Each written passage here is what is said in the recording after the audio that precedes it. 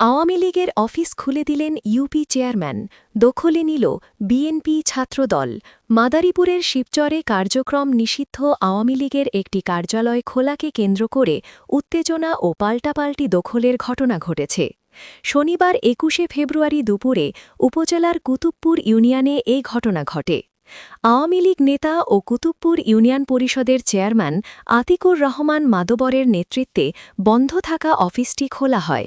এর কয়েক ঘণ্টা পরেই সেটি পুনরায় তালাবদ্ধ করে নিজেদের নিয়ন্ত্রণে নিয়েছেন স্থানীয় বিএনপি ও ছাত্রদলের নেতৃত্বরা। স্থানীয় সূত্রে জানা গেছে, শনিবার আতিকুর রহমান মাদবরের নেতৃত্বে একদল লোক আওয়ামী লীগের উপজেলার কুতুবপুর ইউনিয়নের কার্যালয়টি হঠাৎ খুলে দেন। খবর পেয়ে দ্রুত ঘটনাস্থলে পৌঁছান জেলা ছাত্রদলের যুগ্ম আহ্বায়ক নাজমুল হাসান মিলন ও স্থানীয় বিএনপির নেতৃত্বরা। তারা সেখানে গিয়ে আওয়ামী লীগের অফিসটি পুনরায় তালাবদ্ধ করে দেন এবং সেটির নিয়ন্ত্রণ নেন। জেলা ছাত্রদলের যুগ্ম আহ্বায়ক নাজমুল হাসান মিলন ঘটনার সত্যতা নিশ্চিত করে বলেন, আওয়ামী লীগের নেতৃত্বরা অফিসটি খুলে জনমনে আতঙ্ক তৈরির চেষ্টা করছিল।